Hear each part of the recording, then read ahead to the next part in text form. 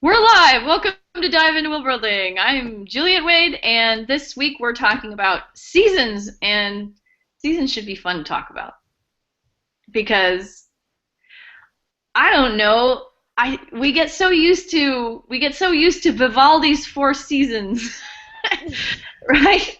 And we've got this very strong idea that seasons are supposed to conform to a particular model, but not necessarily. I was in, because okay, so we first of all we have the fact that even though the seasons are usually very stereotypically or prototypically represented with, we've got the set of associations with spring and summer and fall and winter. Um, in California, we really only have two seasons. Yeah. There's the season where it rains and the season where it doesn't rain. Right? Yeah. I mean, there's spring, right? And there's summer, and yes, there's fall and there's winter, mm, but the differences are not that dramatic, right? So really, California, we have it may rain and it will not rain. And when my husband, who's from Melbourne, Australia, moved here, and I told him that it doesn't rain in the summer.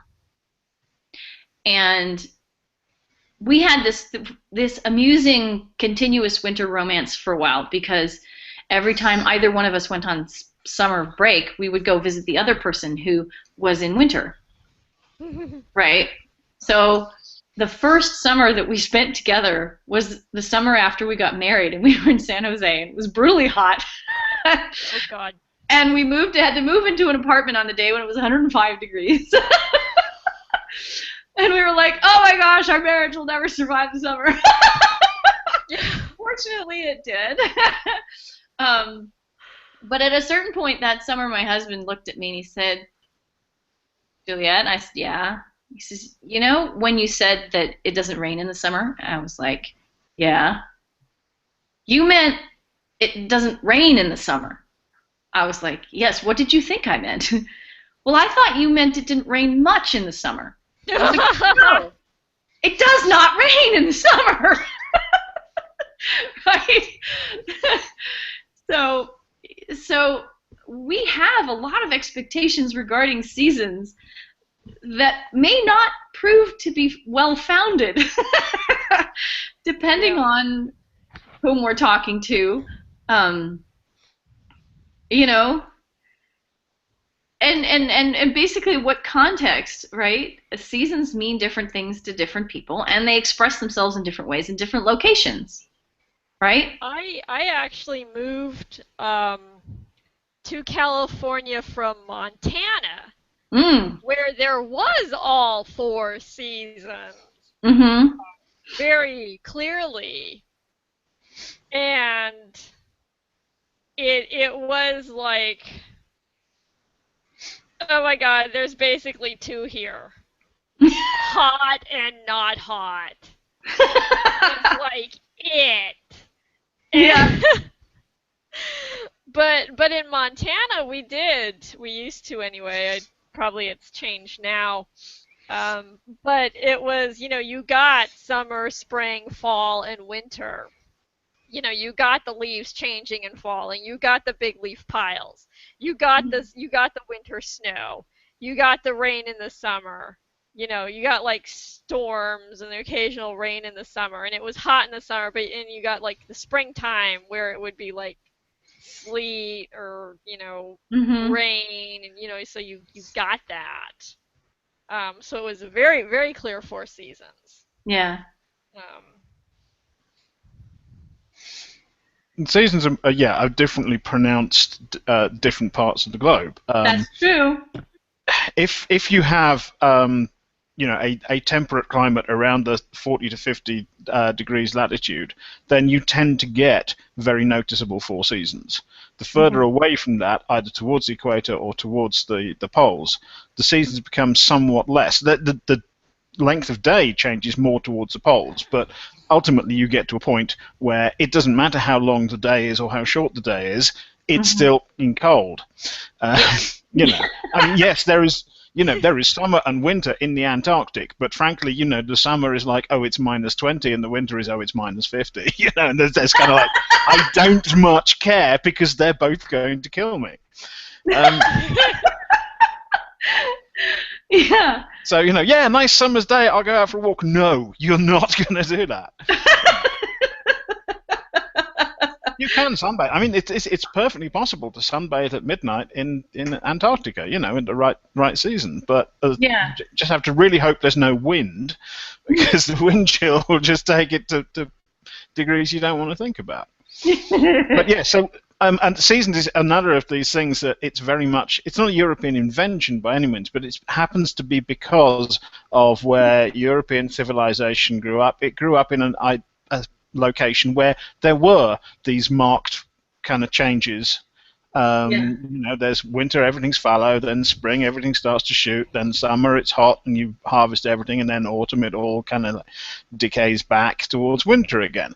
So, it makes for a very distinct kind of progression. Before that and elsewhere, with the earlier civilizations in the Middle East, that didn't happen to anything like the same extent.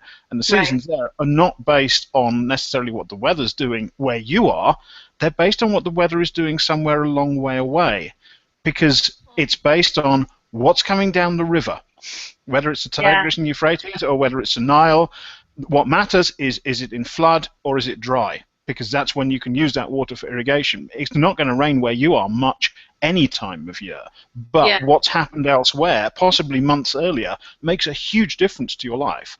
And the seasons are just, is it first flood, first dry, second flood, second dry? That's the kind of if you've got 4 seasons, that's how they work, completely differently to what your climate is doing. Yep.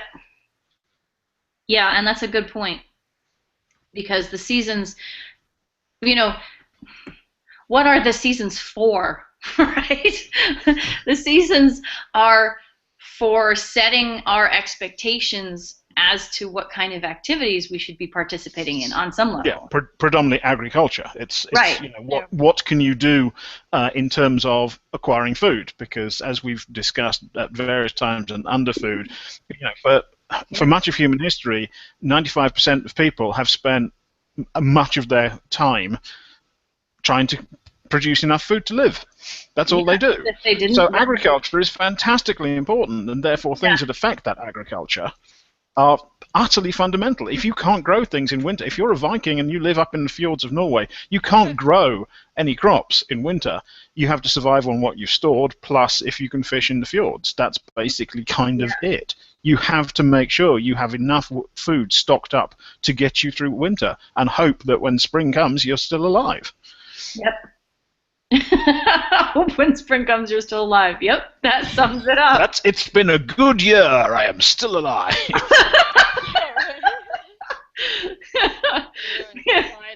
That's true. That's true. Well, so there are a couple other locations in the world that have interesting relationships with their seasons. One is Japan, and I know I talk about Japan a lot. It's just because I live there and I know it relatively well. Japan definitely has 4 distinct seasons. But there's also it's not just the weather. It's that the seasons and the weather have all these layers and layers of poetic associations, and I have them here as well, but the layers and layers of poetic associations in Japan are a little different from the layers and layers of poetic associations that we have here. One of the most famous literary lines in Japanese ancient literature is in spring it is the dawn that is most beautiful, right? And that's from the Pillow Book by Sei Shonagon. But one of the things that I notice about seasons in Japan is that they're very active in people's minds. Yeah. What do I mean by that? There are lots of festivals that occur at particular times of year. Many more Limited edition Kit Kats. many more festivals than we have here, I think. I mean, even if you consider Christmas and Thanksgiving and Easter, and so we have our seasonal holidays, right? And in fact, we have this layering of pagan season-based holidays and Christian holidays, and it's very fascinating. And we have talked about it on the show. Um, but there they have many, many more different festivals, and many of them are local to a particular area. And whenever you write a personal letter to somebody, you're expected to talk first about the season. And little details like that I just love, because they give me an idea of like, oh, if I were to, if I'm working in a secondary world, I could say, ooh, well, they have a season and it's like this. And in that season, you have to start all letters with, it is the season of dancing mightily. How are your legs feeling today? This is the kind of stuff that can really help lift fictional worlds into, yes. So you were mentioning limited edition Kit Kats in Japan, but Yes. but they have limited edition beer. They have limited edition everything for every single they season. have I've learned this. autumn beer, Yeah. spring beer, But so when you have these special things, like Japan is very big into what season is it. It's not just about the weather. It's about the season. And in fact, we went to this and activities. Oh my gosh! So like things you do, like in the spring, you go out and see the flowers. You basically go out and you have a big picnic with sake and whatever on mats underneath the cherry trees, and you look at the flowers, right? And that's what you do in the spring. And in the autumn, what you do is you go and you look at the moon. All right? And so if you're looking at like classical Japanese poetry, what you'll find is that any reference to the moon means that it's fall in the poem. Because the moon, it's always kind of there, right? Yeah. Always there. But the season when you look at the moon is the fall. So when you're referring to the moon, it has to be the fall, right? Or we went to this one restaurant, and they were like, it is the season of the Gion Festival. And during the season of the Gion Festival, we have this kind of flower in the flower arrangement near our front door. Do you know how long the season of the Gion Festival lasts? About a week. 1 week per year, they have this particular flower in their flower arrangement near the restaurant's front door. That is the only week of the year that they have this flower, but without fail, during this season, they have this floral arrangement, right? It was like, wow, okay, we came during the right time to see this type of flower, So, and the other activity, of course, that we did at the time was going and watching cormorants fish. Oh, wow. Yes. And it was, it's done for tourists.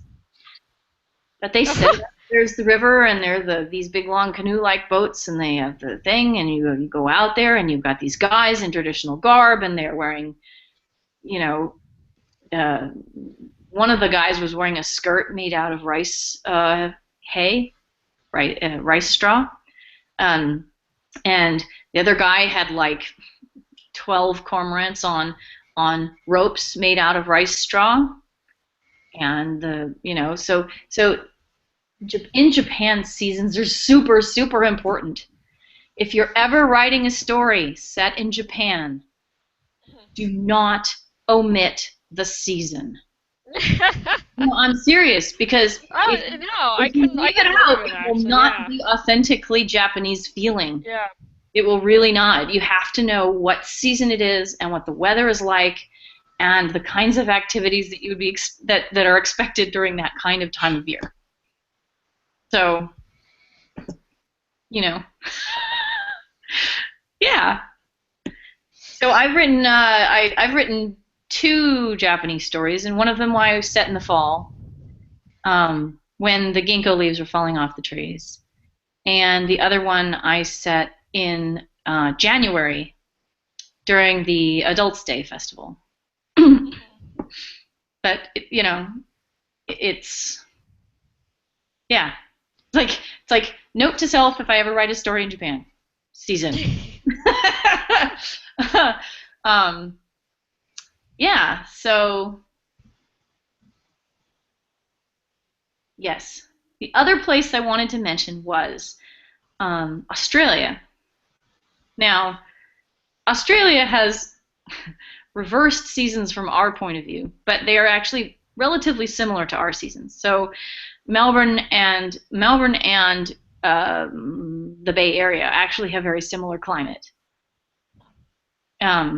Just because they might be on opposite sides of the globe, but their relative latitude, the absolute value of their latitude is roughly the same. Yeah.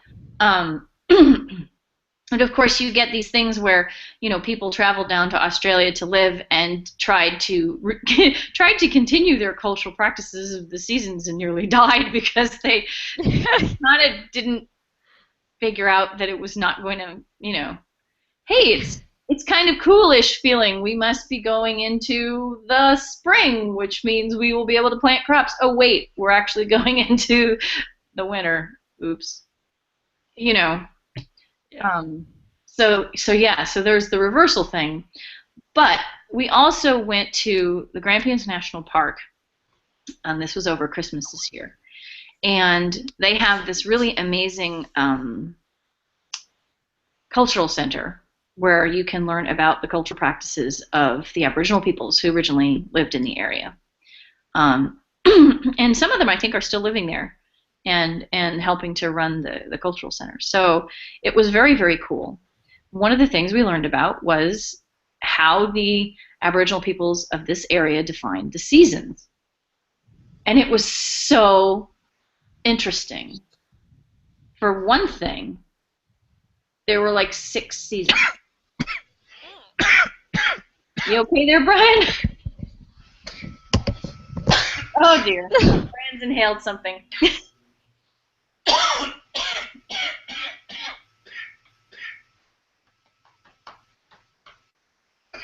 I'm going to write notes while you cough.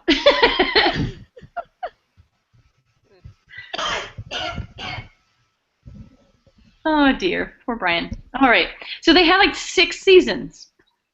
And I don't know why it was so odd to me, because what? I'm in my 40s. I've seen a lot of different stuff, but to be honest, I've never seen until this year a full-on, fully articulated system of seasons that did not have 4 seasons. Because Japan is really different from the U.S. and whatever, but 4 seasons, usually like right? 4 or less, right? Right. It's usually 4 or possibly, yeah, exactly. 4 or possibly 2 or whatever. No, there were 6. And I was like, oh my gosh, there were 6 seasons. This is so cool. Now, of course, I should mention, before I go into the 6 seasons, I can't list them all, but I'll give you a vibe of them. Okay. In a minute, I want to talk about the 5th season, because of course that has to come up, right? But what I will tell you about is that these 6 seasons had to do with what was going on in nature when, at that particular time, right? So there was the season of bees and the season of fish. And it was so interesting to look at these seasons and go, well, of course, right? Because here's the 2-month period associated with this massive fish migration, right? And of course, that would be really critical, just the way that Brian was talking about the flood seasons, right? That you have the season of fish, because this is when all the fish are in the river, right? The season of eels. I love that Oh my god. one. You know? As long as it's not the screaming eels, we're good. That's right. But anyway, so one of the things that I thought was so interesting about this was that there were 6 seasons and that they were very distinct and that they weren't all based on animal creatures, but that some of them were. And it was just a really interesting and a different way of thinking about seasons that I had never encountered before. And I always love stuff like that because it always makes me think, oh wow, what if I were, what if I were writing fiction and I had some kind of thing and I could have it, I could just put who cares about 4 seasons? I could put 6 seasons. I mean, my Barn World has no seasons because they live underground and nobody cares. I mean, some people care, but the people who I've been writing the books about totally don't care. They have no awareness of seasons whatsoever. If you go up onto the surface, then the farmers might tell you, well, it's harvest season. I'll be like, oh, I'm sorry, I didn't know that, right? But they're very out of touch with seasons. Yeah, but I think it just would be really, really cool to say, I've got these people and they have these 6 seasons and they're associated with these particular phenomena in their climate and their natural environment. So that was cool. So N.K. Jemisin in the 5th season. Cool book. What's interesting about her choice of season as a word in this context. So you've got this world and it's very seismically active, right? And if you want to, you can go and you can listen to her talking about this world because we had a whole hour-long discussion with her about it. It was awesome. But for the most part, the seasons are what we would expect them. There are 4 seasons, but major geologically based ecological disasters happen so often that they're called seasons. And so, you can have spring, summer, fall, winter, whatever. But then you'll have the 5th season, which is, well, exactly. But it's always something different. So the further you read into the book, the more you realize that it's almost like the way that the Japanese talk about who was the emperor during this period of time, right? Mm-hmm. They'll say, well, this was during the period when with the Meiji emperor, or this was the period of the Heisei emperor, right? They label the seasons. So it'll be, gosh, I can't remember the specific ones off the top of my head, but so it'll be like, the season of ashes, or the season of can't remember. There was one that was like a disease that completely wiped out most of the population, and so you talk about how old you are by how many seasons you've survived. I mean, yes, it's cool, right? This is the kind of really fundamental level world building that is just so much fun because you pick this one thing to do and the consequences of it are just everywhere. They're extensive, right? And N.K. Jemisin being completely awesome, she really goes into how this would work. Seasons labeled by what went wrong. Type of disaster. Yeah. I like that season of what went wrong. And how many seasons old? How many disasters have you survived? Exactly. How did you survive that? Right? And yeah. So I mean, she's got the whole magic system. She's got all the different stuff set up. She's got the people who can create or still earthquakes. She's got people who can, the orogenes who basically can control the earth to some extent, right? Um, and at the same time, that there's no stopping the fact that there is going to be another season, and you have to be prepared for it somehow. You know, and whether and then people have an instinct. Some people have an instinct. The orogenes have an instinct for how long the season's going to be, and in and as the world ends at the beginning of the book, they're headed into a new fifth season that is, as far as anyone can tell, going to be potentially thousands of years long and may wipe human beings off the face of the earth entirely. But I mean, so that is definitely an alternative approach to seasons.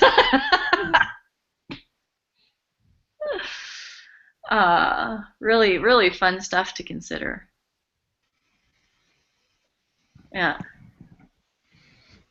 I mean, when you think about it, one of the things that I think is worth mentioning about seasons is that mentions of them may not be on the top of our minds, right? I mean, oh God, I actually a surprising amount. Yeah, I am one of those writers who sits there and like, landscape, the seasons, trees. Like, literally, I think just about everything I've written has taken place during a specific time period, a specific season. But that's great. And right? I go with it. Yeah, like Tea Times 3 is in the springtime in Maine, and it gets mentioned a lot. My current book is they're taking it's a school, it's a middle grade, so the kids are in school and they're doing their midterm project, which is due right before the solstice break. And I like, seriously, this is like literally everything I've ever written is usually has some specific, and I mention it.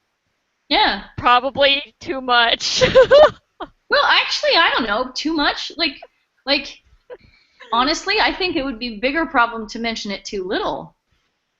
Well, that's like, you know how like all the writing advice, they're like, don't talk about the weather. No one cares. And I'm sitting there like, I'm going to talk about the weather. To be honest, I don't actually think that that's necessarily true. I just think that it has to be relevant. I think that the don't talk about the weather advice is pretty common, because what a lot of writers will do is they will start, when they sit down to start, they will start describing the weather and the scenery and, the sunset and whatever as they work themselves in. It's a way of, for a lot of writers, it's a way of absorbing themselves into what they're doing. They're setting the scene not for the reader, but for themselves to do things. It's fine to write that, and then you go through, and then when you actually start the story, that's when you go back to your draft, you cut out all the stuff that was actually that was not relevant to the reader, and you actually put the reader in at the start of the story. Right. But there is no particular reason why the season would not be relevant to the story. No, I mean, if something is happening in a snowstorm, it is really quite important to mention the snowstorm. I have scenes where somebody is, injured and staggering through the snow and trying to get to shelter to survive, otherwise they'll die. It's kind of important, that is it. You don't go like, you don't just not mention the snow. The whole effect of the cold and the terrain as it's covered in snow and the problems. And the snow saves her life because she falls into a quarry and is cushioned by the snow. Otherwise, she would die. But she's still injured and has to then, stagger off. And so, snow does all these different things. And you have to make sure that people know, that that's what's going on. So the weather is kind of important. It is kind of important. And in fact, the few times that people actually go up onto the surface in my world, I really have to know what the weather's like, because you don't want to mess that up. I mean, I think actually it's kind of amusing to work with the world where nobody really pays attention to the weather at all, because then when the weather does occur, it When weather happens, completely it's a flabbergasts. strange wow. Yeah. They're They're like, like, ooh, this is what you Like, do. what Your is outsider, this? yeah, I you've think got your I outsider narrator is able to sort of set things that normally you wouldn't necessarily have to describe, but you can do all that because to your narrator they're completely new, weird, odd concepts. exactly. It's like there's nothing directly above me. It's like, there's what's a big white fluffy thing doing up there? It's like, what is that? Yeah. What is that thing? It's moving. It's changing shape. Is it alive? Yeah, and honestly, I there are a couple of descriptions that I really enjoy of they're not necessarily the seasons, they're of the sky, and seasons are kind of implicated, but it is funny, like the colors are brighter than seems possible, and the sky feels like it's gonna suck you right up. like oh my god. Right. So I mean, I have fun with that, right? But the other thing that I want to do, for example, is I have a couple of people who are trying it. This is obviously, this is way further down the road. I haven't written this part yet, but I have a couple of people who have to escape from the law, right? And they're being pursued, and they're like, well, how do we get away? We could go and get lost in the caverns outside the city and potentially starve, and potentially fall into a dark crack and never be seen again. Or we could try to go up on the surface, because nobody would think to look for us there, and there are living things up there, and there might be food, So they optimistically head up to the surface, and they get there, and it's pouring down rain, and they're like, "Oh my God, it's all water!" Like, you know what I'm saying? So it's going to be really fun when I get there to be like, these people have no clue how to deal with the realities. I mean, honestly, I saw on Facebook the other day this little meme going around, go lose yourself in the wilderness, you will find yourself, and finding yourself gets crossed out, you will die. yeah, basically, yeah, seriously. So one of the things that I'm going to be working on with this particular section, and the reason why I haven't written it yet, but it sounds so elaborated, is that I have written it before, but when I was a much more newbie writer. And so I know what has to happen, but at the same time, it's not going to happen like that this time. Is that there's going to be a season, and it's going to be very, very specifically difficult for them in a lot of particular ways.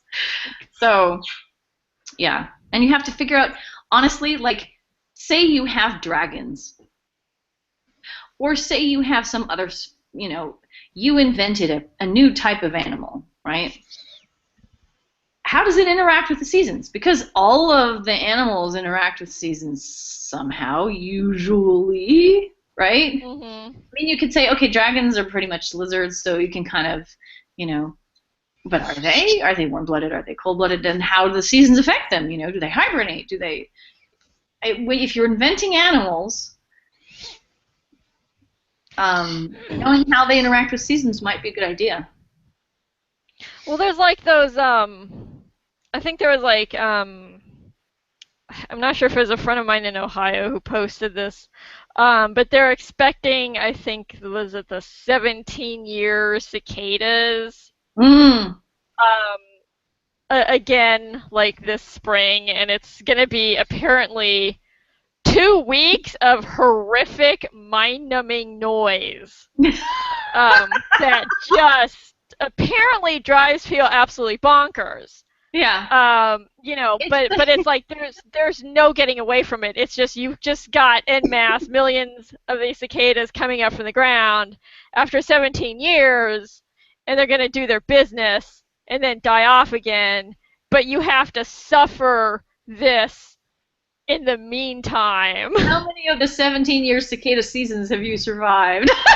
Yeah, like, and not, punctured your own eardrums in madness.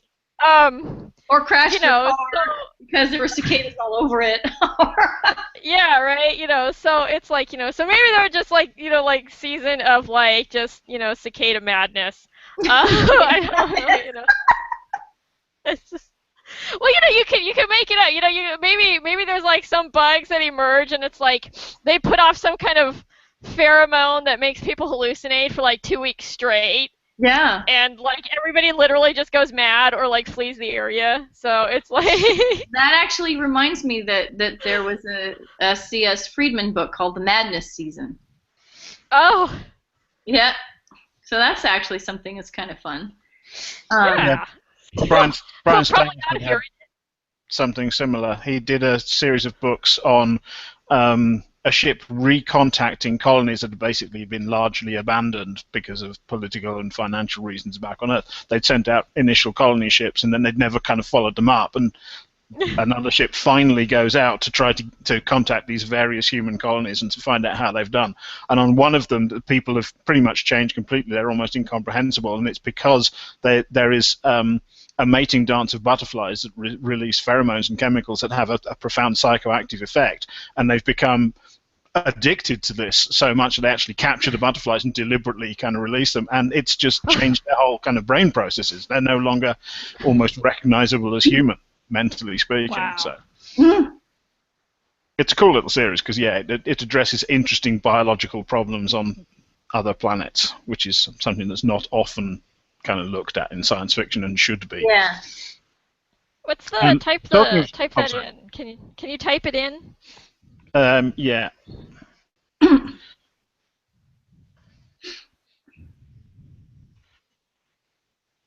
The other thing, talking of science fiction, is on seasons, is Brian Aldiss' Heliconia series. Has anyone read that? No, Nope. I've heard of it. Heliconia spring, Heliconia, I think it's in summer and winter, but it's a planet that has a very eccentric orbit, or very elliptical orbit, but on a very, very long time scale.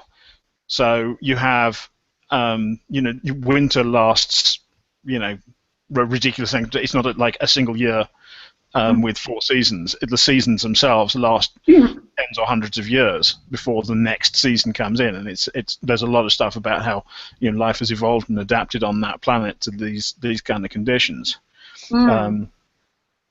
I mean, it's something that George Martin hints at in Song of Ice and Fire. The There we winter go. is Winter coming. is coming. They have small sets of seasons, but there's clearly a longer cyclical pattern such that you go into a period where, although you still kind of have 4 seasons, they're like it's a cold summer, a cold fall, a really cold winter, and a cold spring kind of thing. They still happen, but everything is at a different level. Now, whether that's because the planet's orbiting a long-term variable star or something, who knows? There could be science fictional reasons for it. There may not be. But yeah, those sorts of things. If you get into science fiction and you're looking at other planets and orbits, and I don't even know how the whole planet orbiting a double star, how seasons start to operate where you get those situations. Yeah.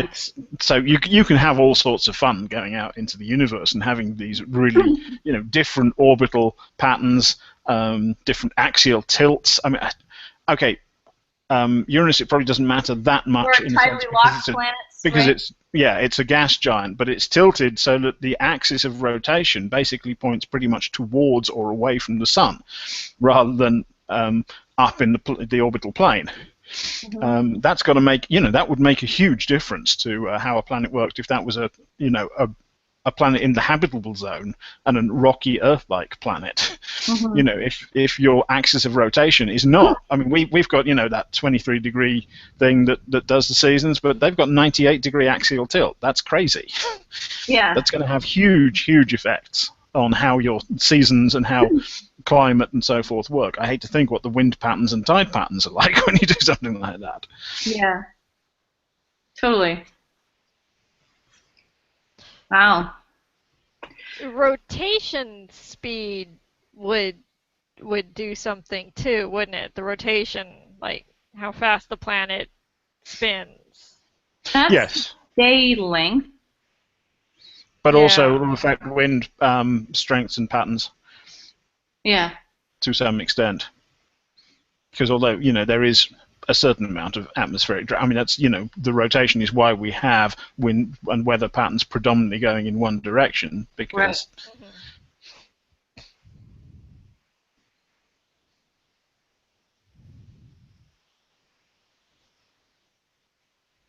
Cool. Well, I'm out, you guys. I'm done. Any other thoughts? I don't know. I guess it would just be like shake up your seasons a little. Well, I mean, it's one of those things where you don't have to do it, Yeah, but no. in terms of, I think it's a really good opportunity if you're talking about really thorough world building, right? Because one of the things that you want to do is if you want a world to feel really different, sometimes it can be really helpful just to change one really critical big thing that lies at the very foundation of how the world works, right? And then, Yeah. then all you have to do is you just have to explore where all the changes go, and you can make an incredible difference in the way that a world feels just by altering something as seemingly simple as the seasons. So, um, definitely worth thinking about. And Uh, honestly, I think we're within 6 minutes of the end of the time, and I'm yeah. having a long, tiring day. So already, I think we'll wrap it up for today. But thank you both for being here. I'm still trying to get in contact with our author for May, and so Mhm. we may meet with her next week, or we may not. But I will have to let Okay. you know. So Okay. in the meantime, I will work on that, and I will anticipate that if I don't, I'll let you know if there's a special time, basically. But otherwise, we'll Okay. meet at this time next Wednesday. Okay. Cool. Cool. All right. Cool. Cool. Cool. Thanks for being here. I'm stopping the broadcast. Yay.